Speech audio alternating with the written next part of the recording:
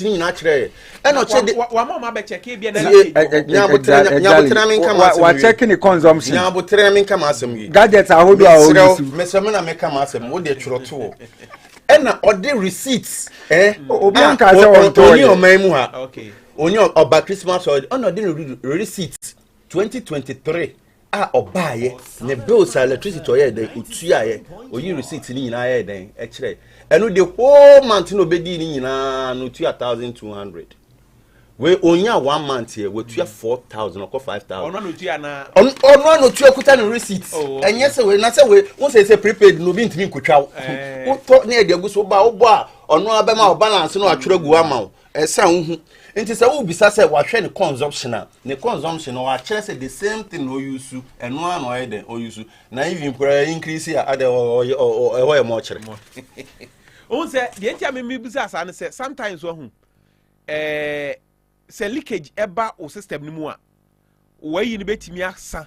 intentem nti eba ne sa ompe obi na on check ma no say after that mama ka say me chiro electricity ni bibi e leakage either your F wire is not working well or yes two maybe if your F wire is not working well that your consumption doesn't jump 100%.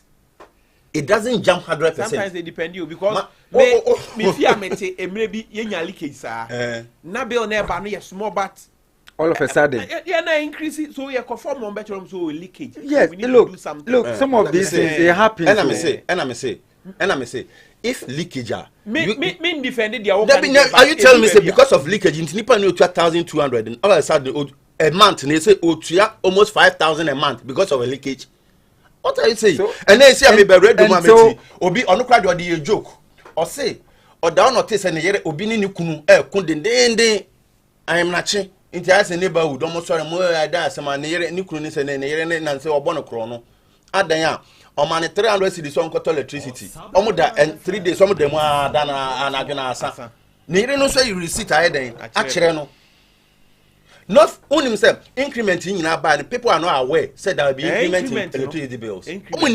So they use previous way and no more they can't come on some. Only papa no say oba na do better electricity so na do no fasu to so.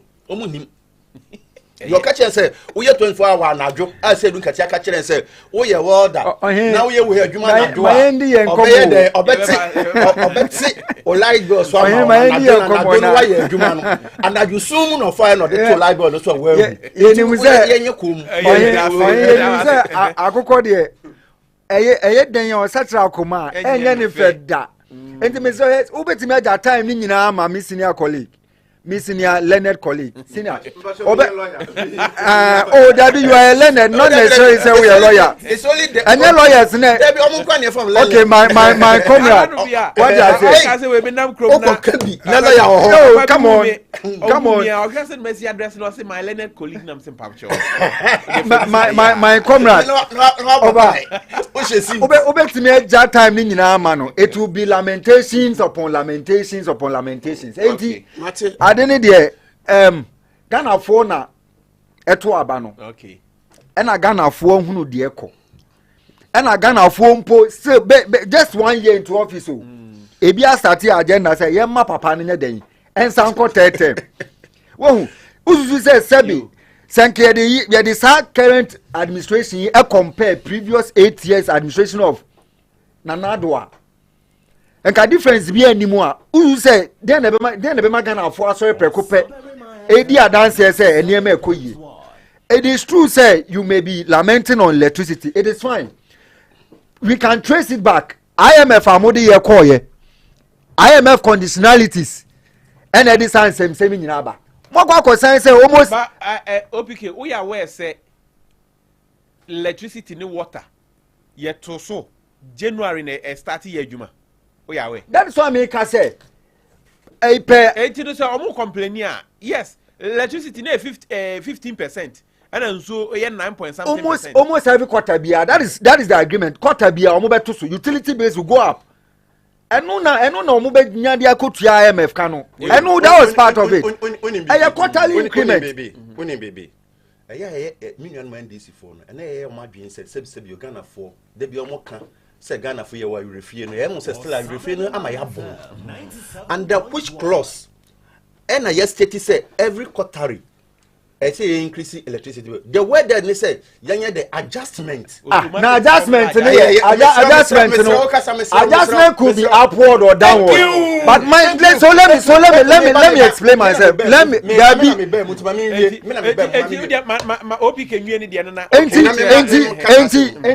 adjustment could be upward or downward. Thank you. But who the car? See then now say you are adjusting prices downwards. How would you pay for your commitment? Okay, you have a point. Okay. How would you pay for it? Let me tell you something. Say be wako business say the business. Wako business say the koto enso ya beton. Enso business akobo ene e car wo de.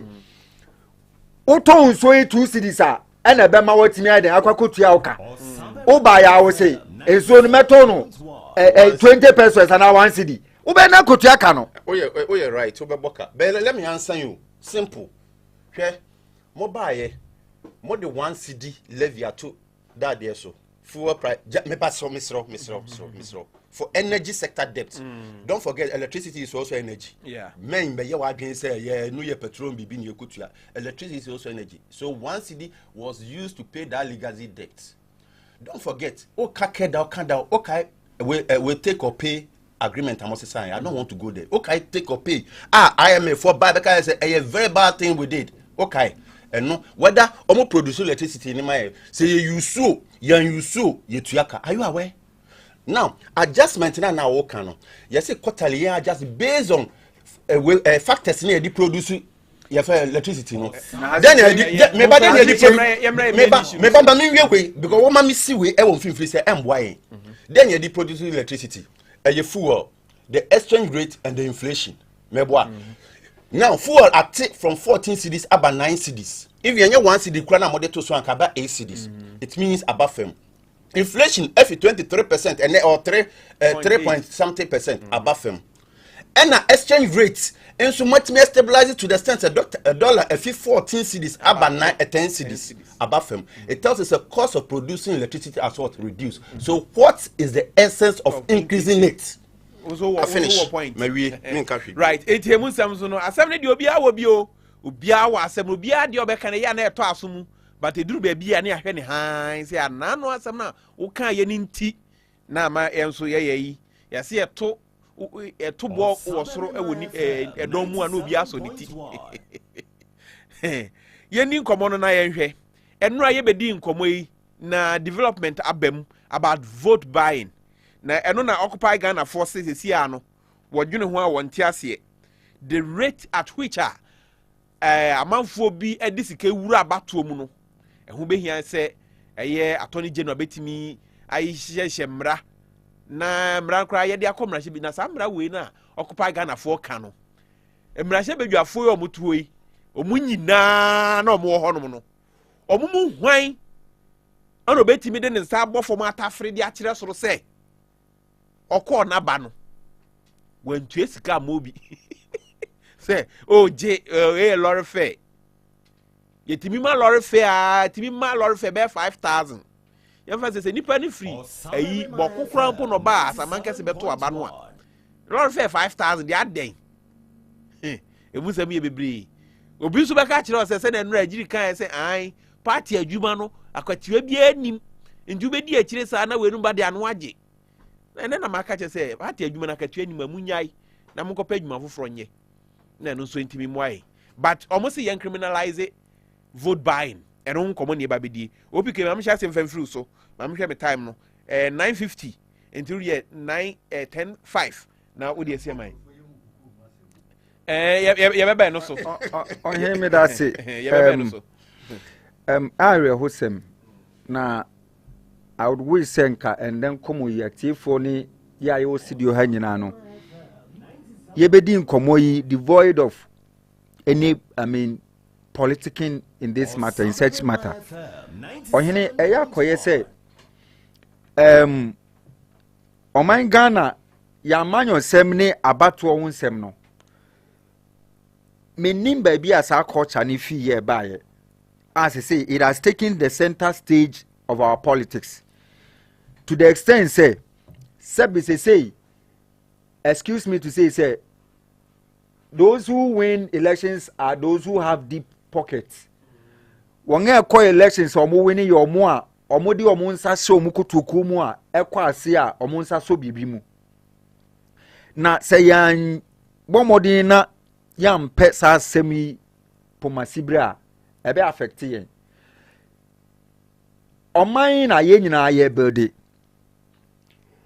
Eninti no sebi si ye oman ye dia ye hia sebio animdifo min say animdie de e levels ye hia won a ebetimi atena se edin hye pa agu akwan mu ama oman no afa no ntuma pafra. But what do we see today? Yayama sebi koko semi a ye ba be kan wan semi. On the other hand no politics and so and I say do elections are adane amanfo koko emwa ohene me said ya kan ye lawyers but manya kwanya tie lawyers be on this matter omu chemu say there are laws criminalize vote buying, giving money and then taking money. In nyina constitute bribery na ye kan wasem no. But as we speak, there is no specific law ekasa about internal elections. And no, they can have their way. Politicians no can have their way. Ometimi manipulate those loopholes, normal for modi. But Ohene say ye this an community adini ya enya de e beboa yen kwan bia so.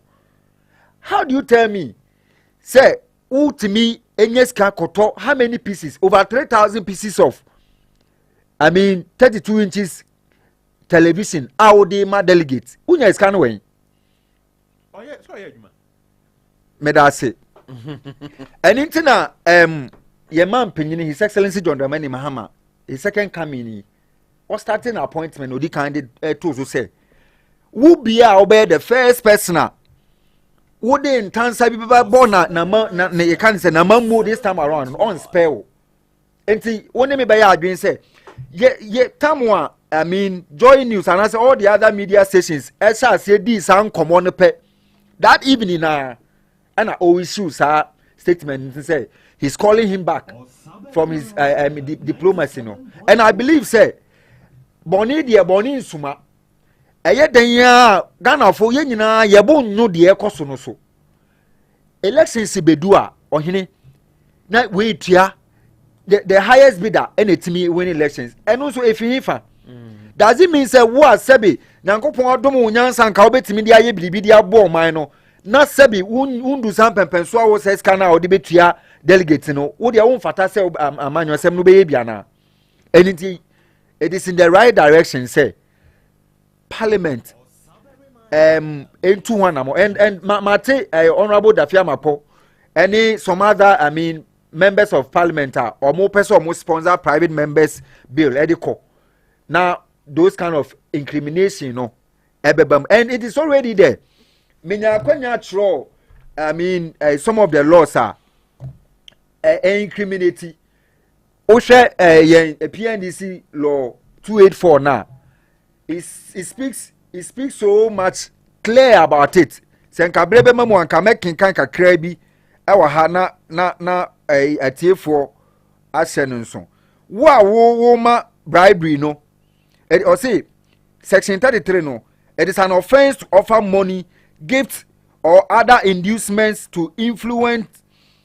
voters choice to be influenced during voting to the extent so kan kosi say if you to nsuoma delegate uma na duane e ma ni di kra a constitute inducement ni nyina wo ho enso ye ntimi implement such laws because said the ohene udi kan kan no everybody is guilty metimi aka parliament one on almost everybody is guilty of this in one way or the other obi anase obia ama delegate bi sika anase some amount of gift bi a ebetimi influence enti it is high time say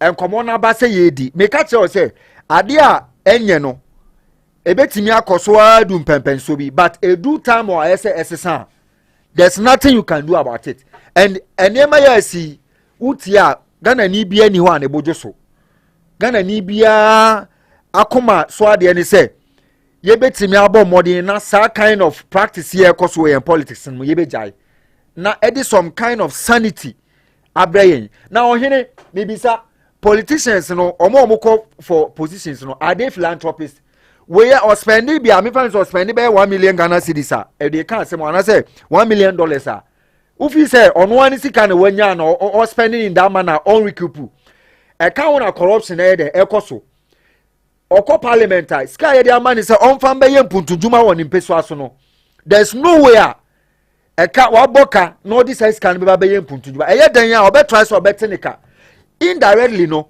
delegates akwa this cano and so it will go around to affect the ordinary member in the constituency. It will affect every sector, your education, your health, almost everything because obi personal interest or person occupy parliament or person occupy position binti ni bottom sika or their sponsors are kind of elections no na they say ni saka and definitely on so betenika and time biano na ma yempunto na kachi.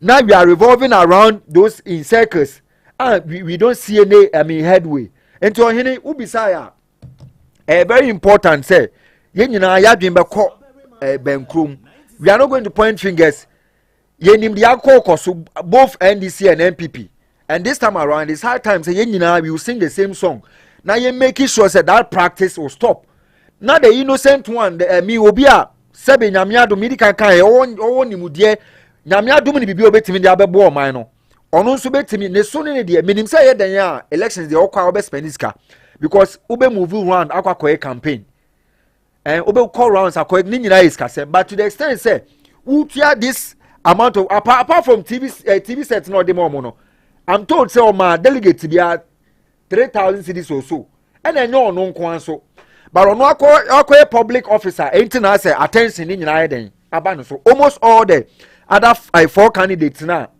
a contest here they all gave something which we are all praying say this thing will go through now and you say you pass law because Ghana you say we have so many law na makan bi no even we share article act 29 of the constitution now article 240 and also it can be about this kind of electoral corruption in asifo no not just formulating the laws but insisting say emrana yakwakoye no ye de be ye adwuma then we sanitize the system and yes adia the urban ehu me da say yes adia the urban ehu pa enti ye bedi mu nkomo yan criminalize no ade we die me say yes ye to ebo wo edomu anu bi aso ni ti even mrashe bedwafo fie na ewo honom no MP ben ono so wantua wangazo je lorry fe o munyi we ntonsu ebitimi ma o ji we tonsu no bekwa ko biem no na ebe 1000 Ghana nsu ahia no adoko bie water factory eji mi mo ache twatu me yeko wonso around medical chia also 10-15 mi chia MPP Amanyoku no Fimi constituency chairman Makiba bepemi youth organizer so any polling station executives any sympathizers ni asamanke semen nyina na masen chia suyo kosa na hene any abase mranche hene ewo omo youth no mo ye ni impact na omo de impact the youth no ewo mo communities ni mu no nyankopon hira omo na ondom omo na onkosum bi omo adwen mu na ni omo hihye no enyam puntu papa ewo mabun na ewo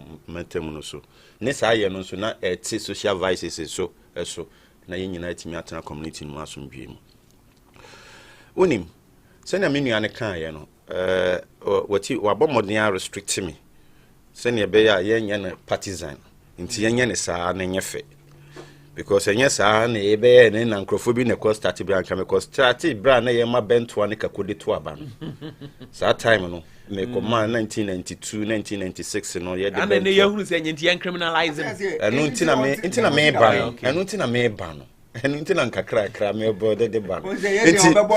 There be me Bobby Bias, me Bobby. Send a mini an can, can. Even Speaker Cruti. Speaker of Parliament. Obi guilty. Everybody's guilty. Speaker of Parliament. Even the leaders in Parliament, majority leader, chief whip, they all lobby. And lobbying not just mouth. Bibi Hakra, Debbie. But me adie ba kwa adie we so betimi ate simple. Yen separate the duties of your friends and your members of parliament from developmental issues.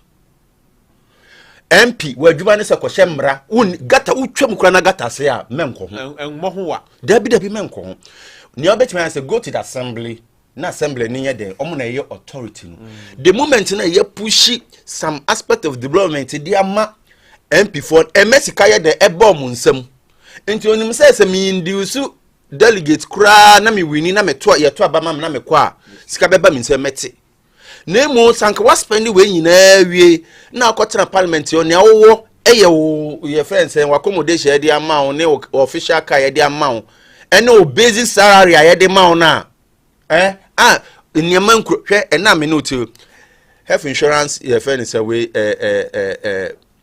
scano ye omo percentage ye dey ma MPs get fund your percentage ye dey ma MPs even this time krano your friend say we president ama MP bia 20,200 million Ghana cedis so fan kwa monetary keke fa kwa mo o de fa na patem na we say yesi notidan wa ha yesi does it make sense to us say monitoring kona koye yentimi nya civil your friend say we civil servant omo ye adwuma o we assembly ho in fact your friend say we assembly engineer or den ideally that's their work they are supposed to be inti sa MP na say ya man is ka so koye monitoring be no kwakoye in so no koye no say ye na we assembly we technocrat no kono se da bia de we nya hena de ne yefa so what my dear na say inti say it me separate na ehu say mesrew wo wadwuma no mpuntuo anase mpuntu ye nka ho menkose nkwhye bose mekosi park meye astrotef ye bisa wa se fem na emre na fiance na contractor na compact ni da bi eno nye wadwuma menkoye se meye we wo de en se okohye emra ebetimi aboa maye tumpon eni se ne be check the executive no onye SS inti executive ni budget ba wahwe wa stream no wa mamani adi a kire ne yesi ye de ye no ya ye asa anu ye 1 2 ade ba ko so ye majority of our ministers na eyi omofi parliament no enti obi oho a onim se owo nimdie no obetime adwuma no bet se wan kofa parliament a yen elect no emeye minister because ese eyi I said do na from the way into obehwe your friends our ministerial portfolio na won enye ministers no kakra emonye MPs na kakra bi aba omo do 10% po all the whole way nim enkaifo ni nyina se oye we nso onye MP na obeye minister ye be ma deputy oye almost inefficient because o boss are instructive one kwa lock so na wo no boss ani ankohia kakra ene okura de wo ye nkyire kura wa yerem unya bibia mfa nko hwe wo de deputy for the bi no omo bra omo chiachi omo no muntimi ma out ntia no mo de hye mo sa keke so enti etimi yes there be ye MP we minister bia mfi the parliament na executive nende ne ho na your fence judiciary ni so enye de legislatures ni so mon de mo ho sene be ya obia the check and balances ni betimi ebe masa because your constituencies be ho a unya wini primaries pe we MP automatically unya wini primaries a we MP ji se ya twebodua bi fi so se ne bi si wasabanka se ya enti nipa na ekomu no okomu so de na ho de resources ni nyina ye de eko bi wonim so obeye MP wi a eniema bebre wo ho a ebetimi aye den a support no na odi aye den aba ɛno nankyɛn sɛnea na yɛka no sɛ yɛ draft mmara no a mmara no yɛn draft ne sɛn sɛ ma obi ankyɛ ɛma sika ma obi ama den na who said sɛ saa nneɛma yɛnkɔ so hwɛ nea aba so nyinaa ɛnyɛ tv no a na ɔmu kuta ɛnyɛ cement no a na ɔmu kuta ɛnyɛ motorbike no a na ɔmu kuta ɛna obiara de hyɛ no ho a anka wei ɛma it's been happening me deɛ no ne sɛ ɛnya no na ɛbaeɛ a anka ɛma because saa wei yɛfɛ sɛ MPC ɔmo wɔ parliament na bebree na issue statement ɛnyɛ wei no nyinaa the same process na ɔmo fɛ mu the same thing they pay so what I say the question is say inducement in what forms hwɛ sɛ na wo kan sɛ ɛbɛyɛ wɔn ase obi sɛ gye 10,000 fa kɔnum so na sɛ obi kura timi ma 100,000 sɛ gyina fa kotu akɔda no school fees nso akɔda no school fees need 200 cedis adeɛ ne sɛ sɛ wo kɔ abɛforo ka na hwɛ sɛ sika na ɔmode ma ɛwɔbra yɛkɔ primary so ne nneɛma ɛbrɛ kɔ mu one or consider nipa na n'adwuma wagya to wɔ or consider the risk involved or the faka ye de eba ne chop money a obeye any ahofama pepa na ode bani na ode ma menka say ye be obeye den ye film ndezo nko anante de be obeye den ye film say obi fi nyade ye na party afre na aba esaman kese ya say omedi party adwuma bi ewa ombeto aba na party ne emfa nhyehyɛ party no party ni mu ni say ye ni skento no oba ne ama na lolo fe eno fi ade emra ye den eba into urban no adwen ben no we frame away ni frame of mind no de man any de way bebre na be decide so mo den omomma because one ade no owo mu no enya katua na etua no two all by risk factors bebre wom even the community owo kura no because of that political party no won kura ya ye atam ye di no enye bi ni o twem ya pena ya kaje wo so na ni bia ba yu da so dwane sa party o sha me dey san krase for party we dey menwani o oni the psychological trauma ni pa komu osa na ma no ho enti all ba no na baby giwe na won so for the whole 4 years me mesre the open way na omo ye no ena eden me mate say OSP so that the be pa de anan ho me mu inse me berebe wa osui but one minua ebe koso a ugidi say sa de edi betimi atwam me o video bi wo ha last 2023 or so tama na NDC presidential primaries no president mo bia 40 Ghana cedis so on fanya transportation do you call it say inducement obe call no say inducement video based on the amount now it's not amount whether only say obe mo obi ye obi okroma we 10,000 man na just a peanut man on fanya hwe so and obi so man obi per 10 cedis per dia ade no sometimes no the timing, no, the timing and the amount no so question mark wo and na me be there's no way obi ade be call say o man ye call contest obi abeche 40 Ghana money fan fro car then the people team say oh ma wadwim krambo say nipa na say otoman yes inti no ma say let me tell you mama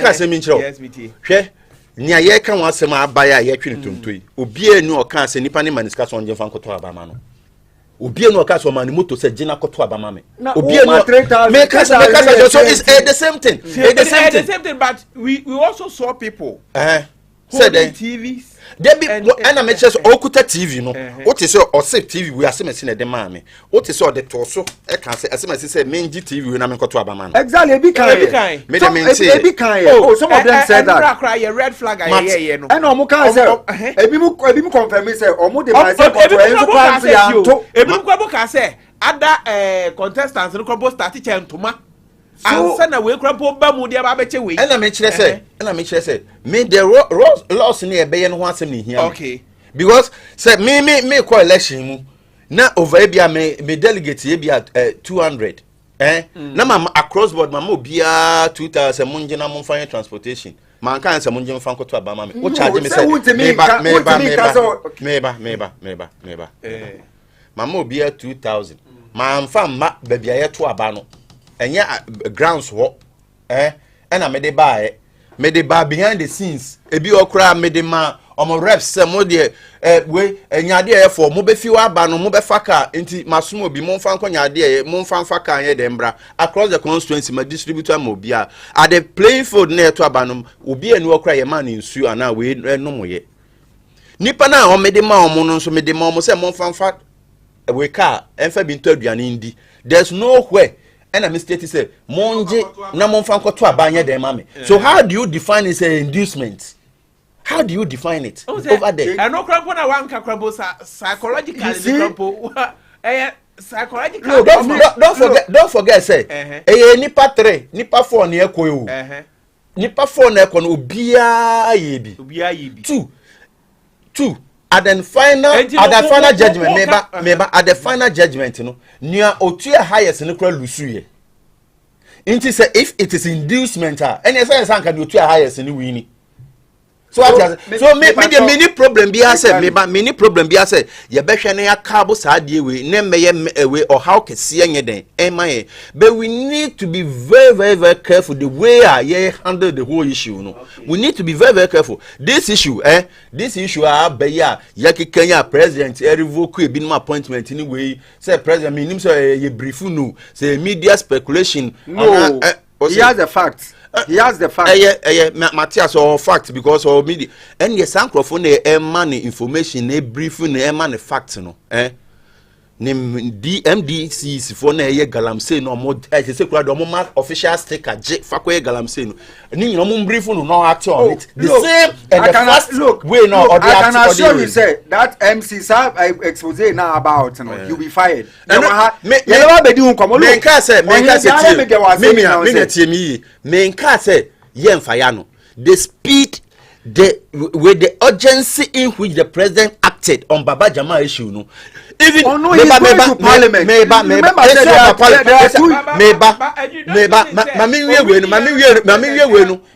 we na timase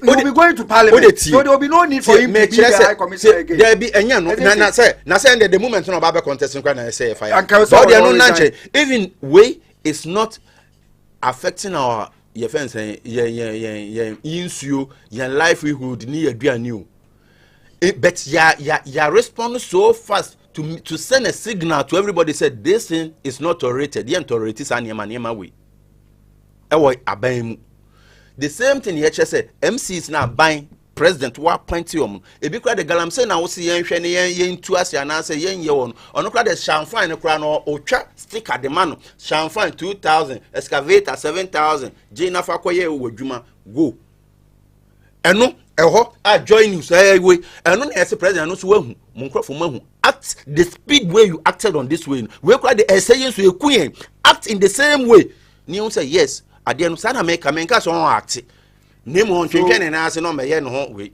Ohene we dey made us we dey part just a quick comment asemu ya ye di hu komo yi me senior enemy ya we are virtually saying the same thing ye nyina ya adwen obenkum but one thing is say sabe wo ko campaign no wo kwasra obi na hu ni situation say ebia or this kind of problem you can choose to solve that problem for that individual there than say obetwa and say even give what gift to be the manner farmer no I mean way back than say obetwa say on the day of election so there's no way anybody can deny the fact say amount no the more no a constitute inducement now onim amoko campaign na audio machi only problems amoko campaign no solve yes they solve so let it end there so let it end there say what solve problem na man woni fie now on the final day no at where you are going to vote where transportation come on TV no account TV we dey TV mo bi say on fa net transport so you can go say this thing I mean can kabia It has been the system. But difficult. It has been the system. In fact, it will be. Na yen to ase. Enye say be do ba bi But only another way bit me to ase. Yen try the delegate system. Look, boom. I think that would be fine. Yen say general said the general way no. Because you cannot pay everybody. You cannot and that way when I work I think Professor Frimpong Boateng any some Munkofo na mo pa mo bodi na midwe. Nyawo tamakuru. Any those people no almost sponsor they are Amako Supreme Court. What you say? Let me tell you. Just to Nkosuo. Oh, Ebesiaga. Because the reform every party bear one internal no mechanism fantastic. To select their leaders. They send a bill not necessarily for MPP. Metiase. And they definitely will adopt if Supreme Court, upholds their plea. Definitely to be frank, right? Madam say, "Yebehunu say the Muslim University or Sabarima 97.1 FM." And I was Gusu and Nano paying. Come on, I de pa. They are say you be criminalizing the pa. They will say ba. You said they be come na shebe jefio mo mato suntonto.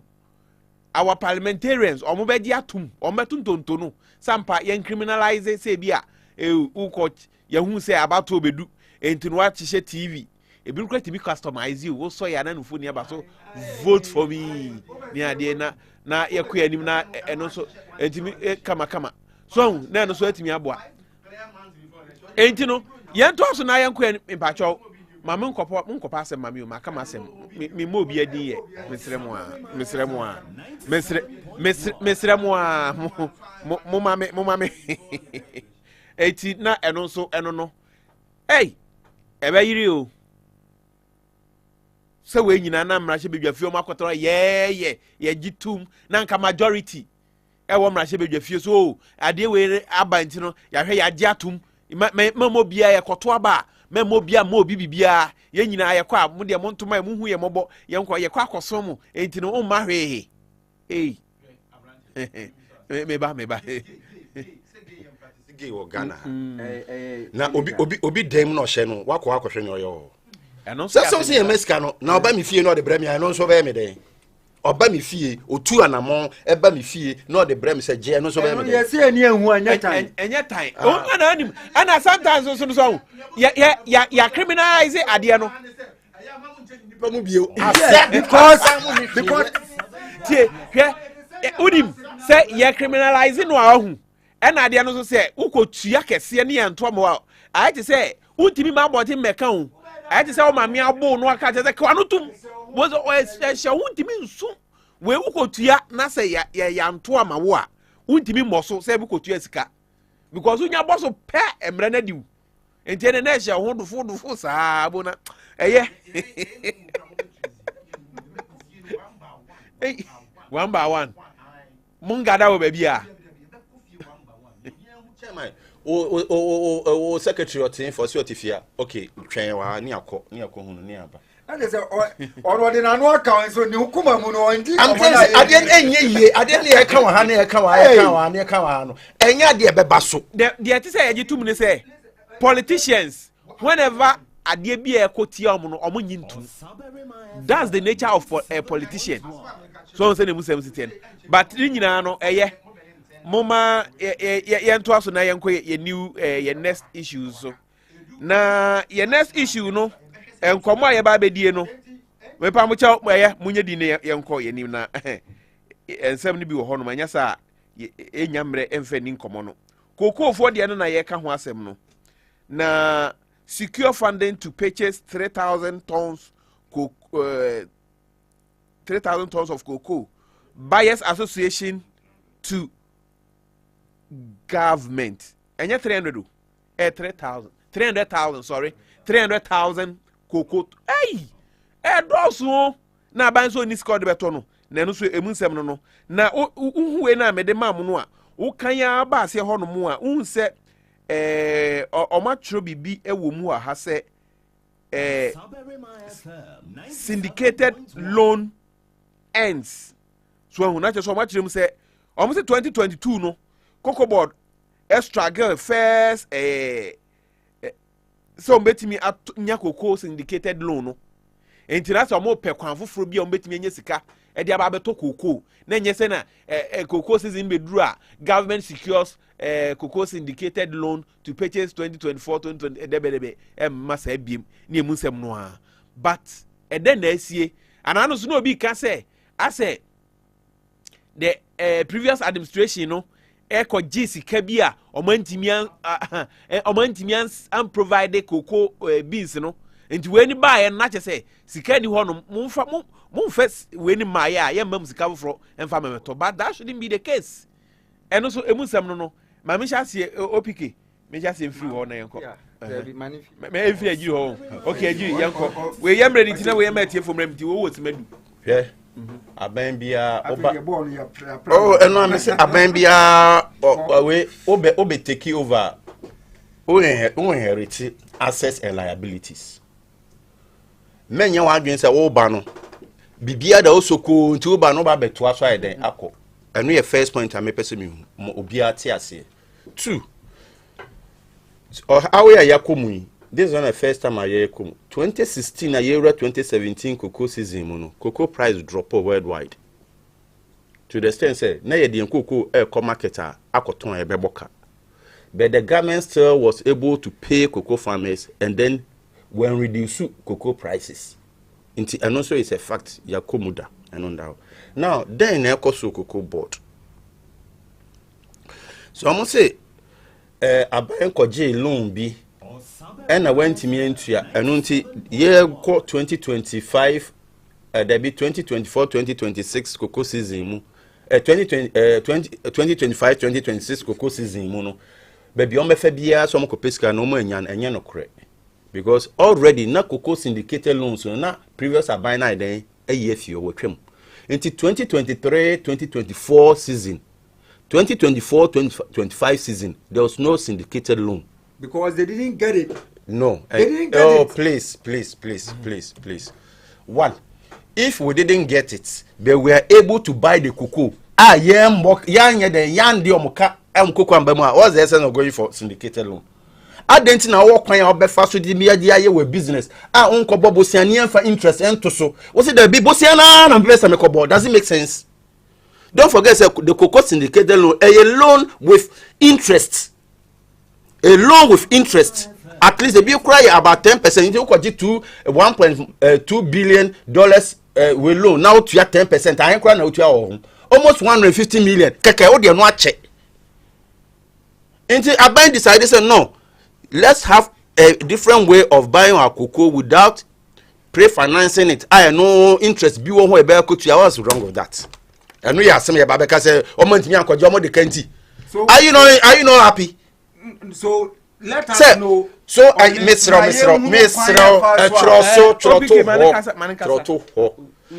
I when inje. In the same point, me and Tuya, Nene, interest nanka yet bet Tuya Sakano. I didn't emphasize interest, no, and Tuya Yanka yedi, nay home toy. On only issues, me, probably are being 2. A draws will be 2 pen and pesa me can once a minute. 1. Power struggling in cocoa board. 1. Or you know him? Oh, Samum. Yes, I'm not for struggle for power. Maybe my main show. What be Sammy? And I'm saying, maybe chair, maybe can't deem you. And so awful said, I'm a can and yam, I mean, castle, open to team, so I'm my team. There be sound 1. And tell me, entity cocoa board from infancy. You buy a for a public, you are appointed cocoa board CEO, the president.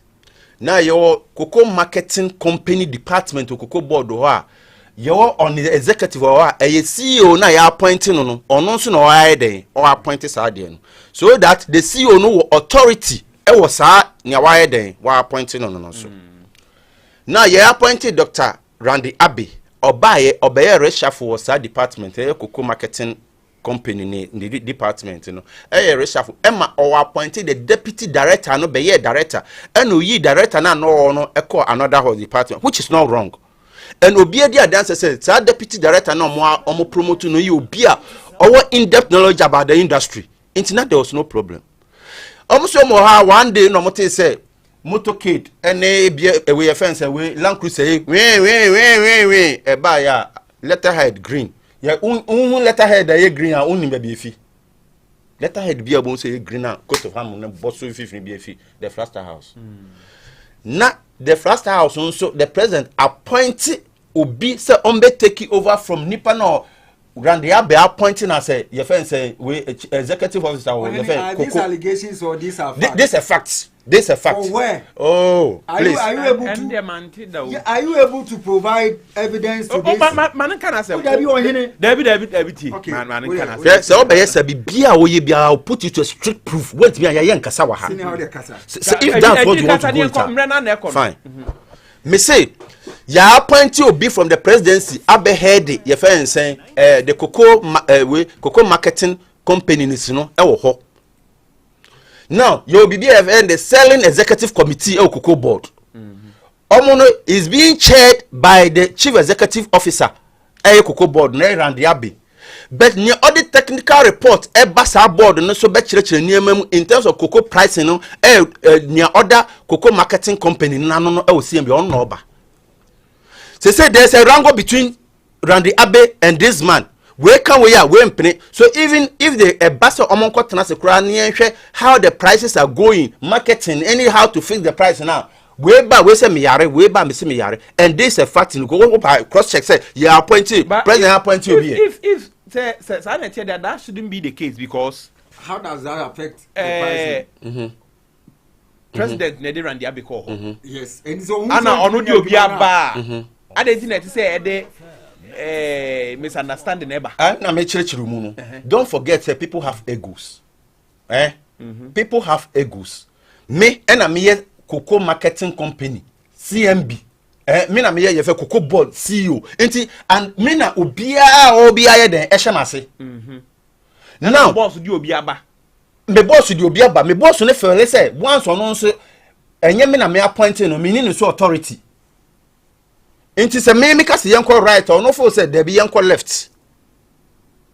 Okay. Inti if we want the fresh you know. Okay. Now, who be when you feel say if said you can sir, we feel say boss no can say me buy. Me buy inti wo anya wona anya won kire me control me. Thank you. Okay. And na we so for say me na we board ni nyina ye de e hye me nsa day to day run inti e say me so na me hwe na me de niam atoto ni yi. Now, besides, how does it affect the cocoa pricing? And I'm just say the cocoa marketing company, no, no more the technical expertise now. Almost ready the market, no. At this point, yeah, just the pricing. He say, young say. No answer on no. They meet the board limit, and I'm from the selling executive committee. No bar. The cocoa marketing company or no the report say yeah share the market trend now say na near my the airco say na yes say no say no say na be ya I want to be the ebeba because all the bar the defense the chief executive no be the obe approve that technical report na mo then mo dia bre no sir selling executive committee no omo hia say Randy Abekwa near order the technical committee now no na me president point no number osinity ne ya award no Addo no so benya kwan ba Randy Abensu ni ho inti sa committee ni intimi nsete emehu the world trend no because let me tell you cocoa price and him enfi sa 7,000 per dollars ni so amba 4,000 ni komu. It was a trend that was coming obia we read out him say no this what is going on, this what we need to do eno ne ene inti ama abeya asema mai.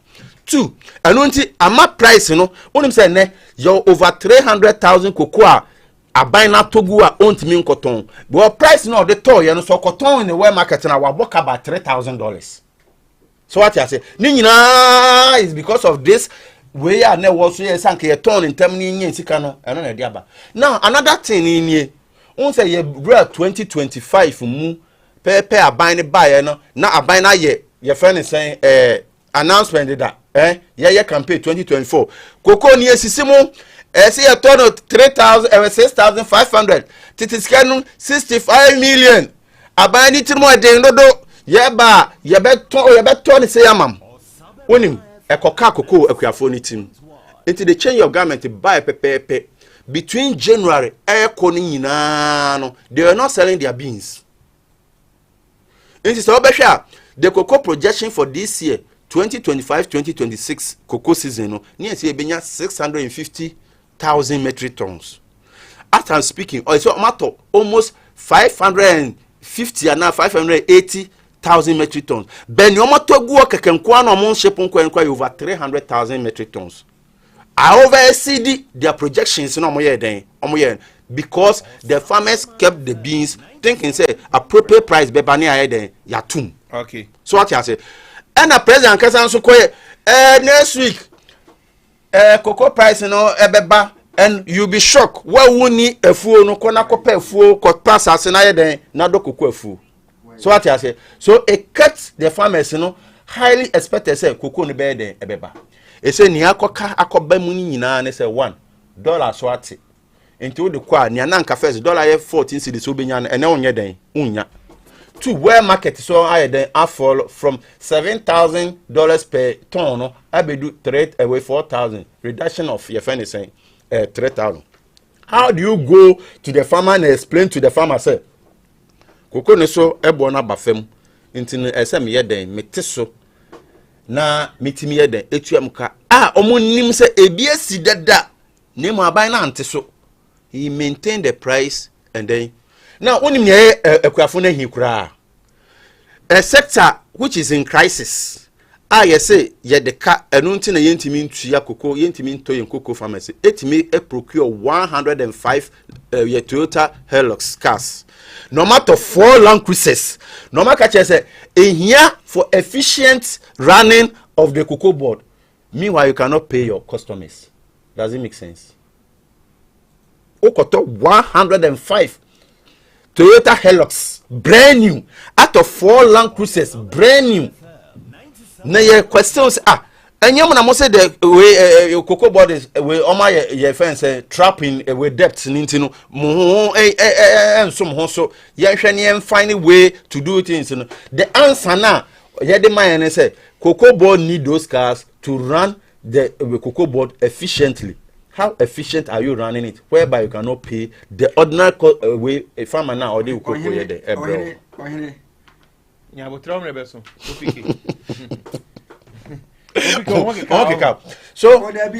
okay. So in a nutshell no enye time a cocoa farmer mo betu o muka ene hia ye yes pay them now send their buy no workers na away government appointees na mo betete eti o salary so na mo de tu o muka mo nye na mo fenti o ka because one the cost na eba en care time a farmer bi antimi anya sika amfan to adranum no bewu na mbetwen akomo kona mokon osoro ni wi ansam mu discover brand no is very dire yentimi nye de enso ano akura no wo school na mami bi ose wanya 81 good years wa ye koko adwuma over 40 years ohun bi da so de ne koko akọ share na ya to na ye even kura imi bi atwam na ye mbie koko ano kura na ye friends koko farmers na nkase kura me se farmers no nwu eto no purchasing clerk for it me to edisi ho na ye bie we na wa ye den o de amaban na ban atua neka ene nso de omato eyi receipt kire o de cocoa board sika ni ho den yesre ma aban beto nyom nkire yen embe ka kire yen say cocoa sector no was in mess when they took off. They knew and almost say a resetting agenda. They should think outside the box. All right. And do the Misro. They should think outside the box and do the right thing. We don't need explanation. When it is broke, fix it. Okay. Absolutely. When if the thing is broke, we pay hala. We gaga. Fix it. Let the system run smoothly, and we'll give you the applause. Pay na dollar above them. Yate dollar so. Pay inflation yate so. Pay exchange rate yate so. Pay fuel abaso. Enya impact biya ewa yabrabum. Enya no ne pay tie. Pay the direct impact in our way life. Eno enya pay film ho. All right. Yeah, that's it. Osaberma 97.1 FM ana wasuguso uti no 35 inside 10 ye guso edimu nkomo ene ade OPK me da se ma me fa kwanya sina me ndi nkomo kakra mfa de wakan ho ade bi wa wani anye ho oye no kre ma dabi o mana koye se ase uto kama ama e kan sen board anase koko board no eye mfomso. Definitely you need ba say oba ntua the school fees so di be dia unkum na ntwe ma no ana oh there be say wait you cannot equate this to that. Say me yan can say if say wanya means of transport no ankwanko executing the duties are. How do you expect say I mean system never running? How do you expect system look? Ohene me pacho o kasa no man kasa bi pacho eji pacho eno papa ne frɛ sɛ mo obi kasa mo obi kasa me sajiri misro o kasa no man kasa bi look is the system running now we ayame de say ayame de say Mr. Jiri e betwa ode ne kasa ne ba wi no o kan bibi o say we should fix it reset agenda no. No, yes, I don't care. I'm a politician. I'm a politician. I am a politician, and indeed the system is broken. The system is broken. No, you know, many pacho, Mr. Mane, and you come kakamana. So, all right. Ain't reset agenda it is definitely our I mean our hallmark. We are definitely going to fix it. Ain't na situation by no Randy Abe doctor on pray no ho say obe grant media I mean interviews in as for he is fixing it. Look oba no wa ba share system no who say the old system of financing of I mean cocoa board no subject to a lot of loopholes. And you know they will definitely look at so munya alternative means of I mean funding. And say there you depend on the external I mean funds. So what corner say what becomes of the company now CEO no. So these are some of the things I indicate say they are thinking outside the box. You can't always more president they can't say yeah former president excuse me say pardon my language yes and I can't say Ghana beyond aid. Those were the you can't say slogans are not he only said it, he didn't mean it. But in this era we are trying to make you know say we can't always depend on external support. We must sometimes look internally. Now what kind I mean problem na ewo hono Ohene Randy Abe said o kan no rightly no Randy Abe His Excellency John Dramani Mahama na appointing no as CEO. And do you think say there seven a President Mahama ye no onimu de oya na to the extent say ono the cocoa board aso obi nsa say on na enkonkol run day to day activities or day to day I mean happenings of the board. Now be saying CHI akoko run a parallel administration. How is that going to be possible? How is that going to be possible? Who can say problems we loans are moji ye upfront some be supply I mean cocoa beans to debtors for 3 consecutive cocoa seasons you've not been able to supply those beans. How do you expect that gap how do you expect say you be meet that gap? So definitely and some na cost it didn't start today. Enti mesre minuanum say omunya abotre so omontimi am fix it sa I mean issues na wo ho na so obi aba no person o deploy an alternative means of funding edema system now. They should just keep quiet and grant us that peace of mind to work. Ohene, are you aware say Dr. Randy Abe baye na omo ye internal audit. They got to know say sa cocoa jute bag the amount na I mean omu be hia no the then SY administration etam so huge sums of money e dey crash jute bag e be gu ha na sebe mfaso bi ani so sebe mfaso bi ani so they thought say next can o nti omu koji scan ba the internal administrative costs and expenses omu dey eye no is so huge say omu ncho money e be hwe cocoa farmers no e na abo ano ama yaba be wie na nti misro nana wadaoma say problem no e wo ho na say this competent NDC government this time yes say reset here Wafa.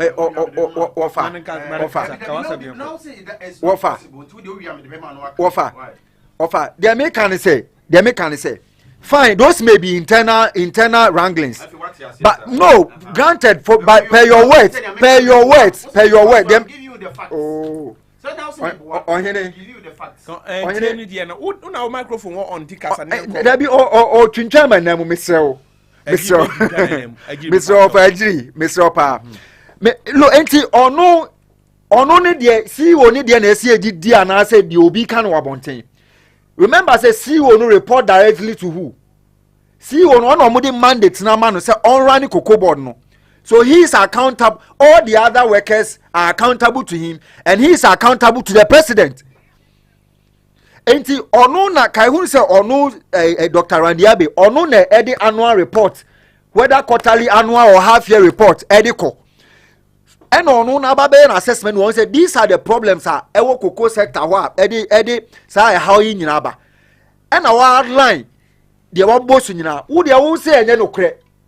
Na internal wrangling na internal ba bia ni ho obekwa sebi ntokwa ni ho even sebi oyire ni okru ni ne ma nyina efie kra ntokwa koso ho enti ohire me ndi ntumu da enne ndi ntumu tena se ensem wo fa agiri ka no ene be the basis of problem na ye facing this time no problem si mo time said the wo ka no mo one na wo corroborate me point no mo time na say we nyina si ye wo nya ready say Uber supply cocoa beans. Why do you go for the money? And Yamunu say, assessing the situation, Yenim say, depending solely on syndicated loan is not something that is sustainable. So now, Ayamide said they are looking at alternative funding, or more share other sources of funding now. Ebeye within Yankasa ye jurisdiction ha. Said Ebeye empo, say because syndicated loan crana. Ebeye inconsequential.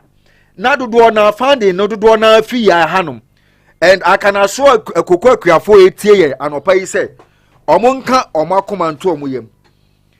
His Excellency John Dramani Mahama yenimu no wa prove beyond every doubt say or can dia obeyo, and so munyo ma abotrema yen dia bayi, it is just a blip bibi kakra na esi very soon eke wo ho ni nyina no oba betua ni nyina fi ho na afei system no ya restructure no differently completely said the ebeya wo de ukoko ekokoto ukoko a then ubenya sika na watimi wonso e de abobra enti menya we bi wa hasisi a mamenka na hwe we news a pop up 3 minutes ago. Say President John Dramani Mahama has announced an emergency cabinet meeting on Wednesday, February 11th, 2026, to urgently address the growing challenges facing Ghana's cocoa sector. The meeting is expected to focus on stabilizing the industry, protecting farmers' livelihood, and outlining immediate government interventions. And hear him say, "Me asem keke na me de ebebia. Se bi we na ye wo ha bibia ne o hwa ombre. Me me say ye kwaji syndicated loans enti me ntua e na e de ohawabre. O say all checks me yes say was cocoa syndicated loan fully paid off by cocoa board, and I say yes. A further confirmed that all outstanding amounts garbage nyabotre me na me bo ade sorry I me call all syndicated loans into say be on a outstanding that it will tell me pick it season by season nyabotre munim mama me ma tie for me because dem ya dem di ma tie ma hwe ya me tie for enti me ma bi mama ye ni nkomo no na ye nko ye nim kama Osabarima 97.1 FM ana wasuguso ati no tie for mama ye ni nkomo na ye nkwanum 0303 955 653 0534 002 322 Ghanaman Nkosuo don't come back there. Ose we did tell us who we are. Me who ye pa me yenti o. Ya me asi. Oyin anope ma mi ntia wabegwa for me na mi ntia ndi sini no. All right. Na me ntia your friend say ya me adum na say 2028 year to abana ba unya wi no ko fi ada incoming Cranberry on Bayin, here, Brady. Piano, every say.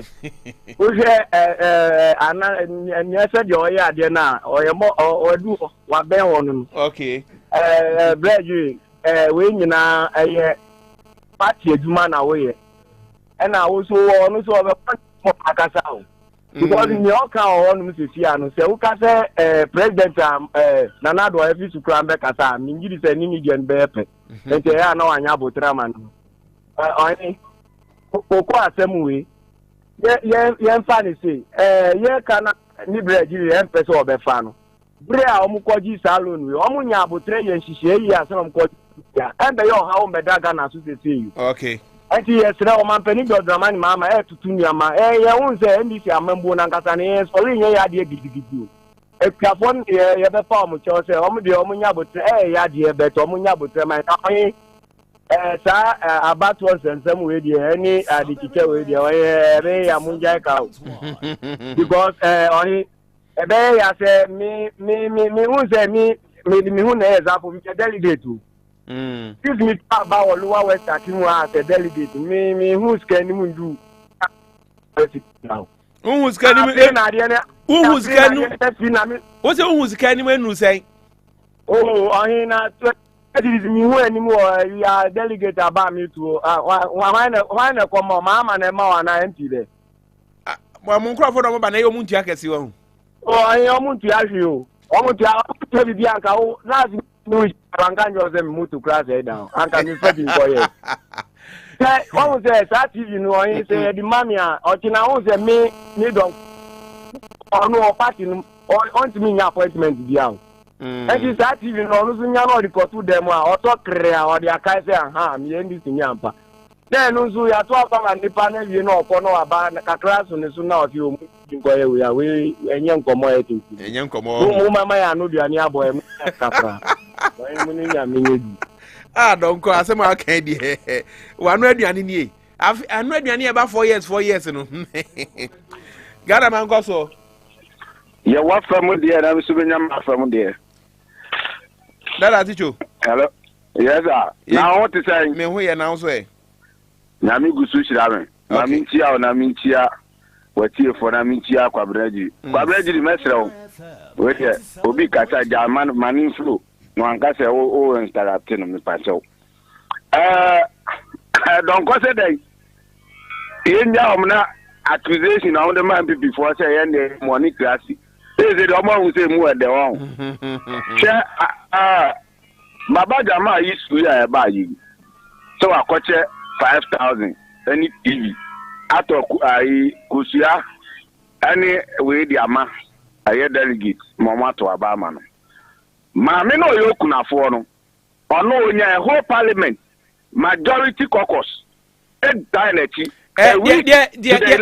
Dear can I say common one tea. Dear can say occupy Ghana force young criminalize at the end and what's some near. And yet you almost be about almost MPP for the end of Jessica and the edit topus and I net on the Omoka. One a cancer and I net on Omoka. Obia is for 9 years to a man. That Oko election, me. Oko election. Na MP say, yeah, say over parliament. No way contribution. And they come, mama, no interest in it. And I make a choice that nobody is disputing that fact too. But Occupy Ghana for say, young criminalize it at the end, and only I can want them. Omo the amount that we know. That I teach you me call election. That's you are criminalizing. Na maba ajiri ho. Na wade. And also say no one to ama wo a wuntimi ma bonte meka. Na we ya nto ama obi a wutie sika ne ama wa wuntimi nkwaji sika no wuntimi ma bonte meka. Obetimi ba bonte meka. Wetue so ate. Ndi to so biu. Ye besre. Poco board. Amobi yakwaji syndicated loan ani yentinye supply anya no credit MPP for aba man majority of parliament abase omo for details about we no payment ni the yentinye ntua no e ka yochi aye ani de ka aye no omo for amna monti NDC so debi ameka they are so ignorant about it omo timi fa omo ni evidence omo de ka omo masem So I be at here. Yeah, that's it. That attitude. Ghanaman Nkosuo. Ohene. Iko. Yeah, Ohene. Yeah, boko there. Yeah, you. Yo, Ohene, my minche minua OPK. Born abaso papa. Anything they are making kelpe ya. Mama, they do say the way they need some to turn no baako na. Yeah, me feel papa. Ya minche ni juma wa dey for NDC party na minche no papa. Ni keso na book with to na jibu no money.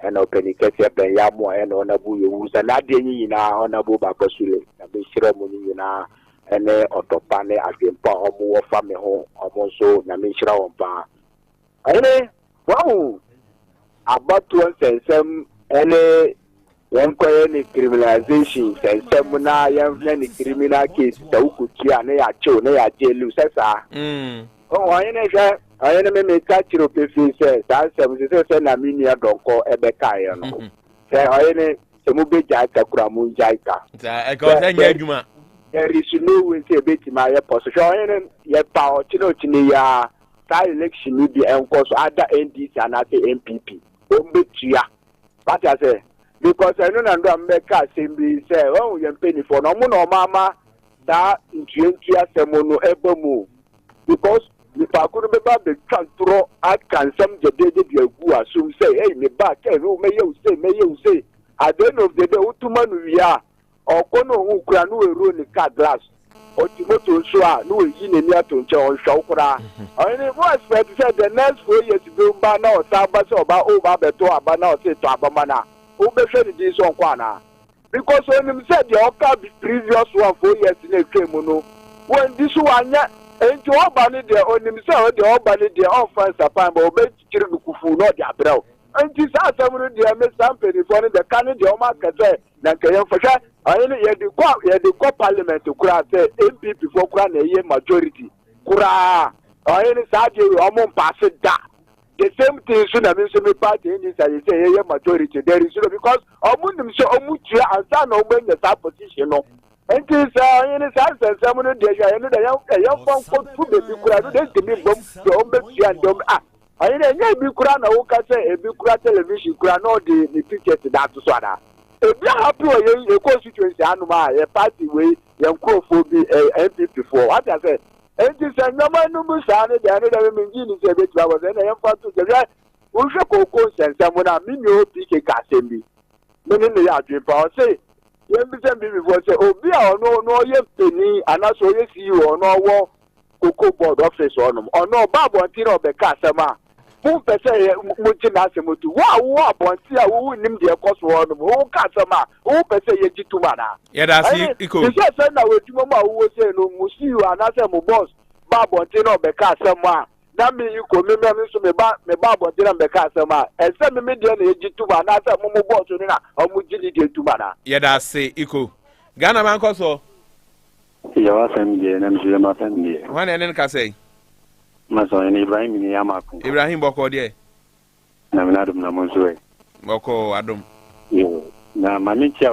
we opana so mienu no na minchia ni MP ona budale mboy juma pa odi bolu wa takem constituency eni ni MC ono so mbo de boano akwesi okunu ni oyere mbo omde mbo elu wa takem ye bete yo ba makwa school dan MC adawruma ekoso enjo me komisi ye bon opportunity ba fam di boa elu wa takem ba so hini na minchia Vegas eni youth president che ma so hini o she sa o me say mayen pass sa bill e bi say pass sa bill na na boa that is topic I will do go me edu baby a kan nko ade a yenja ne sa yenja because na oyini yenti ba mfuru edu baby ye ka hubi edu baby ye tu ka hubi ana ye sesa ade ana wonso omu ba omu mai kan bi ndi sa na ba yen bi say tama ye de manu o say asembia ba ribe any tam be na de ni sie any di problem no tanka mitie fanse me delegate me ko to aba na ka bete 6 months wa be humi wo ni makata wa ma me say fantosu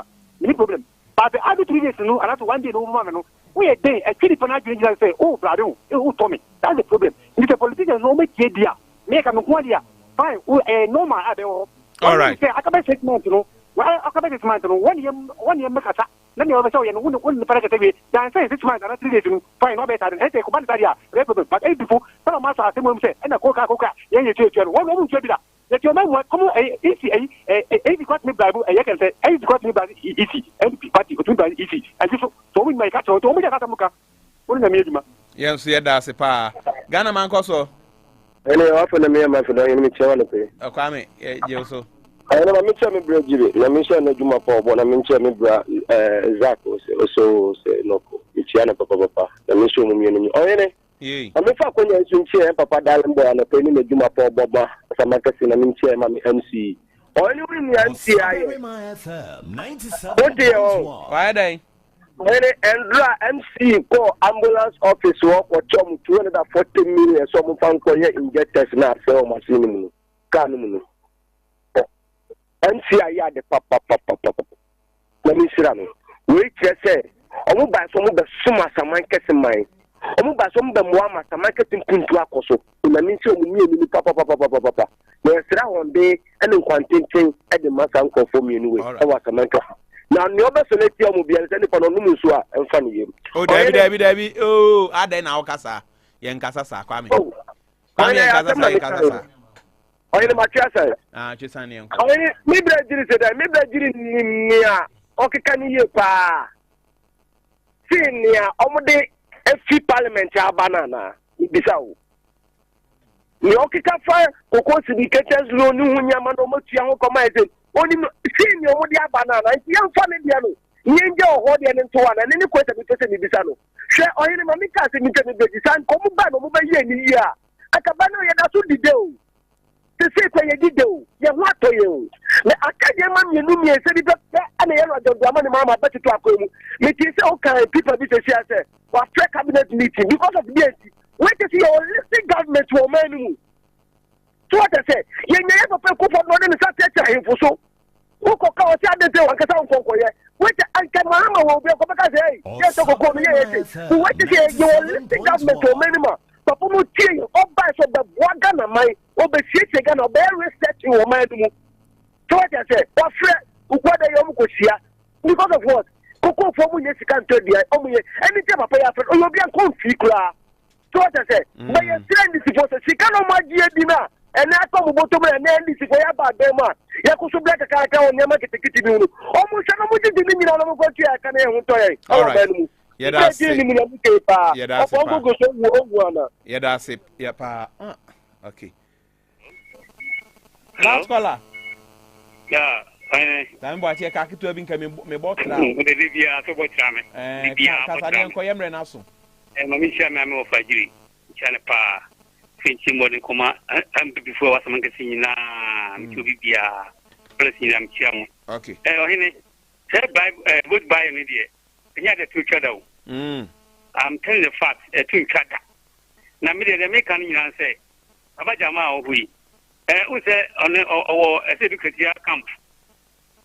Ana mahama so at forcing camp is a division da and this moon and ohia madam tino support to yanko run electric floor yanko run oja say ana party to support say on want to abayi medama it tells you say there's a division but any here in particular in say go farm what I say you come here and the council minister, MP before this co-farmers, they said they took 6,000. I'm telling you, we have all the videos. What I say, Muhammad said, "On no by Coco, Obia Yan, you want to Coco, the Coco Baba yet, and Nashe Coco 3,001 night, two, Ultimate and no Kojoma. Maka women you for money no be so say party because Coco muti entia e ka te on haman say no promise yen promise yen say Coco farmers with the and he said that dia go fado et you talk Coco during COVID time one complain no yes say na yen COVID bia on to go for nka na go for nyes kana ti ban fon so yen need because yen means that na 24 hours 24 hours economy no for me that day Yadase Sami. Yadase pa yem for frefo bia bia me fancy wa ha. OPK 30 seconds. 30 seconds.